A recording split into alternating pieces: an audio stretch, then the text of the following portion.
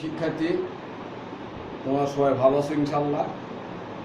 আমি ইতিপূর্বেই অধ্যায় 8-এর রাসায়নিক বিক্রিয়ার প্রতীক, সংকেত, যোজনী এগুলো আলোচনা করেছি বিস্তারিতভাবে। আমি পরবর্তী ওই অধ্যায়ের 1 থেকে 2 অধ্যায়ের তোমার সংকেতের পরে যে যোগমূলক রয়েছে, যোগমূলকের কিছু আলোচনা হয়েছে পূর্বে। আমি আজকে এই যোগমূলক কি, যোগমূলক রাসায়নিক বিক্রিয়ার ভূমিকা কি, তারপরে রাসায়নিক সমীকরণ কি, কীভাবে রাসায়নিক সমীকরণ সংগঠিত হয় এবং কীভাবে রাসায়নিক সমীকরণ লিখতে হয়, রাসায়নিক সমীকরণ লেখার নিয়ম কি, এগুলো আমরা আজ বিস্তারিত আলোচনা করব। এবং রাসায়নিক বিক্রিয়ার সমতায়ন কীভাবে করা হয় এটাও আজকে আলোচনা হবে। তাদের মনোযোগ সহকারে শুনবে এবং যদি কোনো সমস্যা হয়, আমি আবারও ওই পূর্বের কথা রিপিট করছি যে তোমরা আমার সাথে পার্সোনাল যোগাযোগ করে মোবাইলের মাধ্যমে সেটা সলভ করার চেষ্টা করবে। আমি চেষ্টা করব যাতে তোমরা সুন্দরভাবে এই অধ্যায়টা বুঝতে পারো এবং তোমাদের এই পাঠটা সহজ হয়। আমরা ক্লাসে তোমরা সামনে বসে থাকো, আমরা আলোচনা করি, তোমরা সহজেই যখন যেটা সমস্যা হয় প্রশ্ন করো, আমরা সলভ করে দিতে পারি বা সমাধান দিতে পারি। এখন যেহেতু তোমাদের সাথে সরাসরি কথা হচ্ছে না, তাই আমি এই ভিডিও ক্লাসের মাধ্যমে তোমাদের জানাতে চাই যে তোমাদের সমস্যার উদ্বেগ হলে, বুঝতে সমস্যা হলে আমাকে আবার তোমাদের স্মরণ করে দিচ্ছি। আমার মোবাইলে তোমরা যোগাযোগ করে সেটা সলভ করে নেবে। এবং এই অধ্যায় শেষের পরে আমি তোমাদের কিছু হোমওয়ার্ক দেবো। এই হোমওয়ার্কগুলো সুন্দরভাবে করতে পারলেই আমি বুঝতে পারবো যে হ্যাঁ, তোমার এই অধ্যায়টা সম্পূর্ণভাবে সুন্দর করে এটা বুঝেছো এবং তাতে তোমাদের পরীক্ষায় এমসিকিউ এবং সিকিউয়ে অনেকটা সুবিধা হবে এবং সহজভাবে তোমরা লিখতে পারবে। তা আজকে আমাদের আলোচ্য বিষয় হলো যে পার্ট 1-2 অবশিষ্ট অংশ যোগমূলক এবং পার্ট 3-4 রাসায়নিক সমীকরণ। যোগমূলক কি? যোগমূলকের সংজ্ঞা আমরা বিভিন্নভাবে দিতে পারি।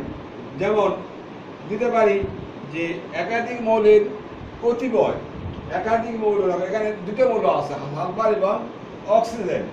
একাধিক মৌলের কতিপয় পরমাণু বা আয়ন, কতিপয় পরমাণু বা আয়ন পরস্পর মিলিত হয়ে একটি পরমাণু গুচ্ছ তৈরি করে।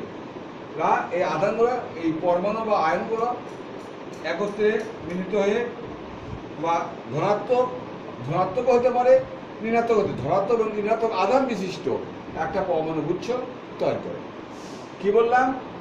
যে একাধিক মৌলের কতিপয় পরমাণু বা আয়ন একখানে মিলিত হয়ে ধনাত্মক এবং ঋণাত্মক আধান বিশিষ্ট একটি পরমাণু গুচ্ছ তৈরি করে। এই পরমাণু গুচ্ছ রাসায়নিক বিক্রিয়ায় বিশিষ্ট না হইয়া একটি মৌলিক পদার্থে, এই পরমাণু গুচ্ছ রাসায়নিক বিক্রিয়ায় বিশিষ্ট না হইয়া একটি মৌলের ন্যায় আচরণ করে, তখন তাকে এই পরমাণু গুচ্ছকে রেডিক্যাল বা যৌগমূলক বলা হয়। উদাহরণ হিসেবে আমরা দিতে পারি, দেখো, জিঙ্ক প্লাস সালফিউরিক অ্যাসিড সমান সমান জিঙ্ক সালফেট প্লাস হাইড্রোজেন। দেখো, এখানে সালফেটের বিক্রিয়ার আগে এবং পরে কোনো পরিবর্তন হয়নি। এখানেও যা ছিল এখানেও তাই আছে। এখানে যে আচরণ করে এই আচরণের পরিবর্তন হয়নি, এটা একটা মৌলের মতোই থেকে গেছে। এই জন্য কি বলা হয়েছে রেডিক্যাল বা যৌগমূলক। এখানে দেখো, এই 4টা মুখস্থ করলে তাহলে তোমার সহজেই যে কোনো রাসায়নিক বিক্রিয়া অতি সহজে বুঝতে পারবে। মৌলের সাথে যখন একটা যৌগমূলক সংযুক্ত হয় তখন একটা যৌগিক পদার্থের সৃষ্টি হয়। যেমন এখানে আমার ধরো ক্যালসিয়াম সালফেট, এখানে ক্যালসিয়াম একটা মৌল, সালফার একটা মৌল, অক্সিজেন একটা মৌল। এটা একটা পরমাণু গুচ্ছ, এটা একটা মৌলের মতো, এটা একটা আধান, এটা যৌগমূলক। তাহলে এটা যদি এর নাম হলো কি ক্যালসিয়াম সালফেট, এর নামকরণ করতে সহজ হবে। সিএতে আমরা যেমন ইংরেজিতে সিলেবল ভাগ করে নিই, তেমন সিএতে ক্যালসিয়াম, এসব করতে সালফেট। আমরা যোজনীতে শিখেছি যে যখন একটা মৌল বা যৌগ বা একটা মৌল বা যৌগমূলক একত্রে যুক্ত হয় তখন তাদের মধ্যে শক্তির বিনিময় হয়, সামর্থ্যের বিনিময় হয়, যোজনের বিনিময় হয়। এই যে বিনিময়টা হচ্ছে যোজনী। এখানে ক্যালসিয়ামের যোজনী 2, সালফারের যোজনী 2, সাধারণ গুণিয়ক 2, দুইটা ভাগ করলে 1 হয়, 1 লেখার কোনো প্রয়োজন হয় না। এই যে হচ্ছে যৌগমূলক। এখানে ব্ল্যাকবোর্ডে আমি এখানে উল্লেখ করে দিচ্ছি, দেখো, এটা নাম, এটা সংকেত, এটা আধান এবং যোজনী। কি বললাম? এগুলোর নাম কি? তার নাম আমরা জানবো, তারপর জানবো এই নামের কি সংকেত করে আসছি যে সংক্ষিপ্ত রূপ, এই সালফেটের সংক্ষিপ্ত রূপটা কি, এবং এই সালফেট একটা পরমাণু গুচ্ছের নেয় কিনা, এর আচরণবিধি একটি পরমাণু নেয় কিনা, একাধিক মৌল থাকা সত্ত্বেও এরা রাসায়নিক বিক্রিয়ায় মৌলের মতো আচরণ করে, বিশিষ্ট হয় না, এই জন্য এর নামকরণ যৌগমূলক। এই যৌগমূলকের আধানকে যোজনী বলা হয়ে থাকে। যৌগমূলকের আধানই হচ্ছে ওই মৌলের যোজনী। এখানে দেখো সালফেট SO4 এর 2- মানে এর আধান হচ্ছে, এর যোজনী 2 এবং এর ঋণাত্মক আধান বিশিষ্ট, এই জন্য এর -2। আবার কার্বনেট দেখো, কার্বনেট এখানে CO3, এখানে 2- দেওয়া আছে, তার মানে হচ্ছে এটা ঋণাত্মক এবং এর আধান 2 মানে আধান -2। অনুরূপভাবে নাইট্রেট NO3 শুধু মাইনাস দেওয়া আছে, শুধু মাইনাস মানে 1, এই নাইট্রেটে একটা 1 ধরা হয়, শুধু মাইনাস -1, এই ঋণাত্মক। হাইড্রোজেন সালফেট আমরা বাইসালফেটও বলতে পারি। হাইড্রোজেন সালফেট মানে হলো বাইসালফেট, এখানে বাইসালফেট 1 একটা মাইনাস দেওয়া আছে, তাহলে এখানে -1। অনুরূপ হাইড্রোজেন কার্বনেট বা বাইকার্বনেট, এখানে বাইকার্বনেট মাইনাস দেওয়া আছে -1। আবার দেখো সালফাইড, এটা কিন্তু সালফেট, এটা হলো সালফাইড SO3। যেমন আমরা অনেক ক্ষেত্রে দেখবো এইরকম লেখা থাকে H2SO4, আর এটা লেখা থাকে H2SO3। তাহলে এই দুটোর মধ্যে তফাৎ কি? দুটো কি এক জিনিস? নেভার, কখনো না। এটা হলো এখানে সালফেট আছে, এটা হলো সালফিউরিক অ্যাসিড, সালফিউরিক অ্যাসিড, এটা হলো সালফিউরাস অ্যাসিড। এটা সালফিউরিক অ্যাসিড, এটা হলো সালফিউরাস। এই ক্ষেত্রে দেখো এটা হলো সালফাইড, এটা হলো সালফেট, তফাৎ আছে। এটা আমরা এখানে দেওয়া আছে, যেটা সালফাইড SO3 2- মানে এর আধান 2, এর আধান যেটা যোজনী সেটা, অর্থাৎ যৌগমূলকের আধানই হচ্ছে ওই মৌলের যোজনী। তারপর হচ্ছে হাইড্রক্সাইড OH, শুধু মাইনাস দেওয়া আছে, -1 ঋণাত্মক, এটা যোজনী 1। আবার অ্যামোনিয়াম, এই দুইটা হলো পজিটিভ, ধনাত্মক যৌগমূলক। একটা আছে অ্যামোনিয়া, একটা হলো অ্যামোনিয়া, এটা গ্যাসীয় পদার্থ। আর এটা হলো অ্যামোনিয়াম, এটা যৌগমূলক, এটা কিন্তু বিশিষ্ট হয়, হাইড্রোজেন ভাগ হয়ে যায়, আর এই পরমাণুগুচ্ছ রাসায়নিক বিক্রিয়া এরভাবে অংশগ্রহণ করে। এটা হলো ধনাত্মক, এটা যোজনী 1, এটা প্লাস দেওয়া আছে। আবার ফসফোনিয়াম, এই দুটো ধনাত্মক মৌল, PH4, এখানে 1 দেওয়া আছে। অনেক ক্ষেত্রে প্রশ্ন হতে পারে যে রেডিকেল কি বা যৌগমূলক কাকে বলে? দুইটি ধনাত্মক এবং ঋণাত্মক যৌগমূলকের নাম, সংকেত, যোজনী দেখো। তাহলে এই চার থেকে আমরা সহজেই বাই করে নিতে পারবো যে দুইটা, যে এর মধ্যে যে কোনো দুইটা ঋণাত্মক বা দুইটা ধনাত্মক যৌগমূলকের নাম, সংকেত সহজে লিখতে পারবো। অনেক সময় লেখা থাকে, তোমাদের MCQ দেখবা যে ফসফোনিয়ামের যোজনী কত? 1 নম্বর। তাহলে এখানে আমরা শিখে গেলাম যে ফসফোনিয়াম মানে +1। আবার অনেক ক্ষেত্রে লেখা থাকে যে বাইসালফেট বা কার্বনেট, হাইড্রোজেন কার্বনেটের সংকেত কি, নিচের কোনটি? 3টা 4টা 5টা 7টা 3টে 4টে লেখা থাকলো, ক থেকে ঘ পর্যন্ত লেখা থাকলো। তোমরা যদি এই 4টা যদি তোমাদের স্মরণে থাকে, তাহলে তোমরা সহজেই ওটা ফট করে লিখতে পারবে এবং সহজেই লেখা সম্ভব হবে। তেমনি ধরো তোমাকে প্রশ্ন করা হবে, যখন তোমাকে প্রশ্ন করলাম আমি যে বলো তো দেখি যে সালফাইড এর সংকেত কি, তা তুমি এখানে যেহেতু পড়ছো ফট করে বলবা SO3। যদি বলি যোজনী কত, সালফাইডের যোজনী কত, ফট করে বলবে যে 2।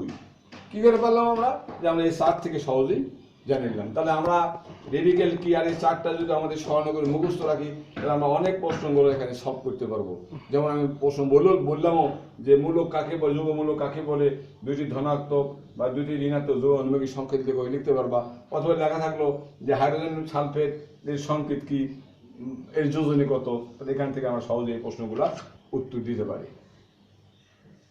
প্রিয় শিক্ষার্থী, তোমরা এটা খুব সুন্দর করে মুখস্থ করবে, তোমার নিজে আবার নিজে লিখবে, লিখে এগুলা সঠিক আছে কিনা সেটা আবার নিজে আবার ঠিক করে নেবে, যাতে তোমরা নির্ভুলভাবে এই 4টা মুখস্থ করতে পারো। এই গেল যৌগমূলক বা রেডিক্যাল সম্পর্কে বিস্তারিত আলোচনা। এবার আমরা যাব বিষয় দিলাম। এবার আমরা আলোচনা করব রাসায়নিক সমীকরণ। রাসায়নিক সমীকরণ বিজ্ঞানের রসায়ন বিজ্ঞানের একটা মোস্ট ইম্পর্টেন্ট পার্ট। রাসায়নিক সমীকরণ কাকে বলে? এটা আগে আমরা শিখেছি যে রাসায়নিক বিক্রিয়া ক্ষেত্রে রাসায়নিক পরিবর্তন হয়, যে প্রক্রিয়ায় পরিবর্তন হয়ে নতুন পদার্থ সৃষ্টি করে তাকে রাসায়নিক বিক্রিয়া বলে। এই যে পদার্থ সৃষ্টি করলো, এই পদার্থগুলোকে প্রতীক এবং সংকেতের মাধ্যমে প্রকাশ করাকে রাসায়নিক সমীকরণ বলে। যে প্রক্রিয়ায় এক বা একাধিক পদার্থ একত্রিত হইয়া নতুন পদার্থের সৃষ্টি করে এবং নতুন পদার্থের নিজস্ব ধর্ম এবং বৈশিষ্ট্য হারায়া নতুন ধর্ম বিশিষ্ট পদার্থের সৃষ্টি করে, এই পরিবর্তনকে বলা হচ্ছে রাসায়নিক পরিবর্তন। যে প্রক্রিয়ায় এই পরিবর্তন সাধিত হয়েছে সেই প্রক্রিয়াকে বলা হয়েছে রাসায়নিক বিক্রিয়া। আর এই রাসায়নিক বিক্রিয়াকে প্রতীক এবং সংকেত দ্বারা প্রকাশ করাকে বলা হয়েছে রাসায়নিক সমীকরণ। এটা একটা রাসায়নিক সমীকরণ। তোমাদের নাম্বার 1 হলো জিঙ্ক প্লাস সালফিক অ্যাসিড দিয়ে, জিঙ্ক প্লাস সালফিক অ্যাসিড সমান জিঙ্ক সালফেট প্লাস হাইড্রোজেন। এটা হতে পারে, অথবা আমি এটাও দিতে পারি ম্যাগনেসিয়াম প্লাস নাইট্রোজেন সমান ম্যাগনেসিয়াম নাইট্রেট। এখানে রাসায়নিক বিক্রিয়ার দুইটা অংশ থাকে। ইতিপূর্বে আমরা অন্য আলোচনা প্রসঙ্গে বলেছি, আবারও বলছি, রাসায়নিক বিক্রিয়ার দুটো অংশ। এটা হলো প্রোডাক্ট অর্থাৎ বিক্রিয়ক, এটা হলো বিক্রিয়াজাত উৎপন্ন পদার্থ বা বিক্রিয়াজাত। দুটো অংশ। কি বললাম? যারা রাসায়নিক বিক্রিয়া অংশগ্রহণ করে তারা হলো বিক্রিয়ক। এই দুটো মৌল আমরা এক জায়গায় মিশেছি। আমি সংজ্ঞাতে বলছি যে এক বা একাধিক পদার্থ যদি একত্রে মিশার ফলে এই পদার্থগুলো একটা পরিবর্তন হচ্ছে এবং যে প্রক্রিয়া হয়েছে সেই প্রক্রিয়াকে আমরা কি করছি প্রতীক অথবা সংকেতের মাধ্যমে প্রকাশ করছি। এর নাম হচ্ছে রাসায়নিক সমীকরণ। রাসায়নিক সমীকরণকে আমরা দুই ভাগে ভাগ করছি। একটা বিক্রিয়ক, যারা রাসায়নিক বিক্রিয়া অংশগ্রহণ করে তারা হলো বিক্রিয়ক। বিক্রিয়ার ফলে এই সমস্ত ধর্ম বা বৈশিষ্ট্য বিলুপ্ত হয়ে এই নতুন ধর্ম বিশিষ্ট পদার্থের সৃষ্টি করছে। এটা হলো উৎপন্ন পদার্থ বা বিক্রিয়াজাত পদার্থ। এখানে দেখো এই জিঙ্ক এখানে চলে গেছে, এখানে গেছে, আর এই সালফেট এখানে গেছে, আর এই হাইড্রোজেন বেরিয়ে গেছে। প্রতিস্থাপন বলো। এরা যখন এই জিঙ্ক সালফিকের সাথে বিক্রিয়া করে হাইড্রোজেনকে প্রতিস্থাপিত করে হাইড্রোজেন বের হয়ে চলে যায়। আর এই জিঙ্ক সালফেট যুক্ত হয়ে জিঙ্ক সালফেট জিঙ্কের একটা লবণ সৃষ্টি করে এবং হাইড্রোজেনটা বের হয়ে গেছে। আর এটা গেল নাম্বার 2। এটা একটা মৌল, একটা যৌগ।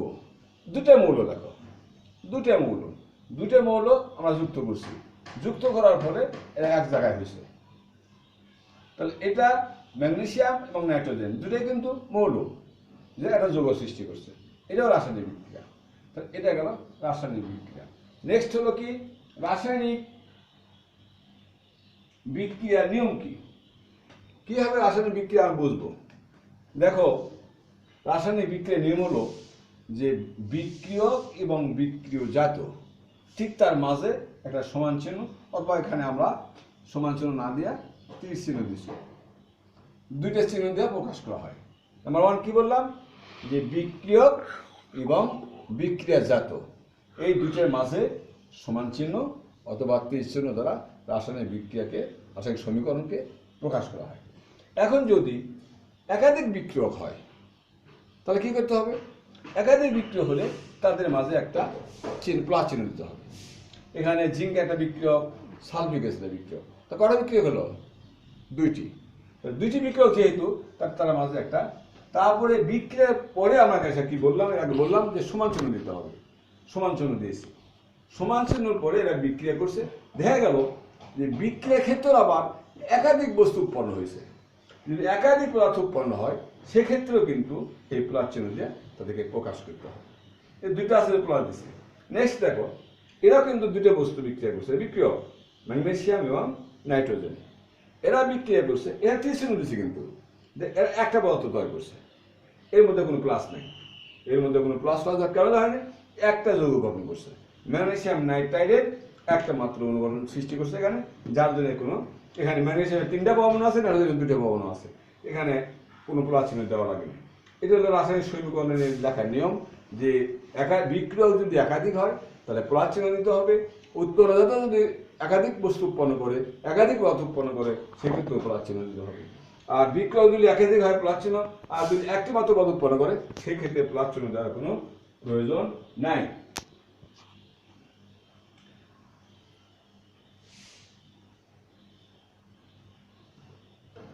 আরেকটা কথা আছে যে এই বিক্রিয়াগুলোকে সঠিক শুদ্ধ করতে গেলে এই বাম পাশের মোট পরমাণু সংখ্যা ডান পাশের মোট পরমাণু সংখ্যা সমান হতে হবে। এটা আমরা যখন সমায়তন করব, এই পরমাণুগুলো কিভাবে সমায়তন করা যায় সেক্ষেত্রে আমরা এটা আলোচনা করব। এরপরে আসি এই রাসায়নিক বিক্রিয়ার নিয়ম, কিভাবে রাসায়নিক বিক্রিয়া আমরা লিখবো, তাই না? তাহলে কিভাবে কি হলো, আমরা বললাম যে বিক্রিয়ার 2টা অংশ থাকে যে সমীকরণের, একটা হলো বিক্রিয়ক আর একটা হলো বিক্রিয়াজাত। যদি একাধিক বস্তু বিক্রিয়ক হয় তাহলে প্লাস চিহ্ন, এবং বিক্রিয়াজাত এবং উৎপন্নজাতের মাঝে সমান চিহ্ন দেওয়া এটাকে প্রকাশ করতে হবে। দ্বিতীয়ত বিক্রিয়ক যদি একাধিক হয় তাহলে তার মধ্যে প্লাস চিহ্ন দেয়া লিখবে। তারপরে আমরা সমান চিহ্ন তীর চিহ্ন দিলাম, তাও ঠিক আছে, কিন্তু একটি মাত্র পদার্থ সৃষ্টি করলো, সেক্ষেত্রে প্লাস চিহ্ন দেওয়ার কোনো প্রয়োজন নেই। এটা হলো রাসায়নিক সমীকরণ লেখার নিয়ম। নেক্সট, তা বাদও রাসায়নিক বাম পাশে মোট পরমাণু সংখ্যা ডান পাশে মোট পরমাণু সংখ্যা সমান হতে হবে, এটা রাসায়নিক সমীকরণের একটা নিয়ম। কিন্তু আমরা এটা সমতা বিধান করছি, রাসায়নিক বিক্রিয়া কীভাবে সমতা বিধান করতে হয় সেটা আমরা জানবো, তাহলে আমরা সহজে বুঝতে পারবো যে রাসায়নিক বিক্রিয়া কীভাবে সঠিক করা যায়। নেক্সট আসি আমরা সমতায়ন করা, রাসায়নিক বিক্রিয়ার সমতায়ন। 3 মিনিট আছে। হ্যাঁ, রাসায়নিক বিক্রিয়ার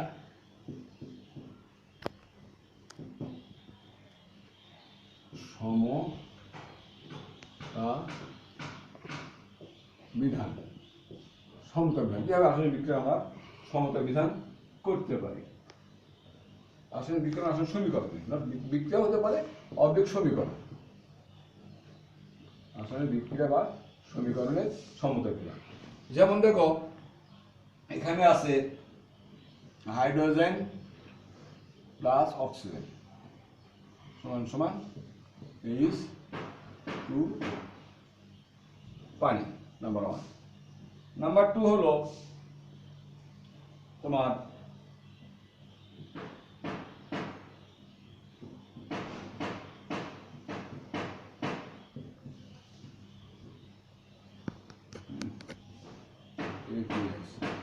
নাম্বার 3 হলো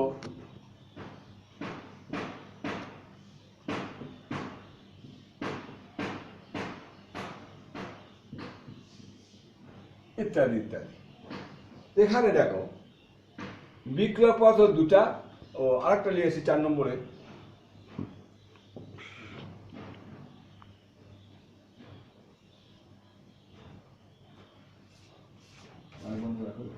দেখো ঠিক আছে। আমি রাসায়নিক সমীকরণের সমতা বিধানে 4টা বিক্রিয়া বোর্ডে তুলে ধরেছি। নাম্বার 1 হলো বিক্রিয়কের ক্ষেত্রে হাইড্রোজেন 2টা, উৎপন্ন ক্ষেত্রে হাইড্রোজেন 2টা, এখানে বিক্রিয়কের ক্ষেত্রে অক্সিজেন 2টা, এখানে কটা? একটা। তো কি মিল আছে? না। কেন মিল নাই? এই হাইড্রোজেন এবং অক্সিজেন এত আলাদা পদার্থ, আলাদা মৌল, এরা বিক্রিয়া করে নতুন মৌল পানি তৈরি করছে। এই ক্ষেত্রে আমরা কি করব, যে তার মৌলের সামনের দিকে 1 2 3 ইচ্ছা মতো সংখ্যা বসে আমরা পরমাণুর সমতা বিধান করব।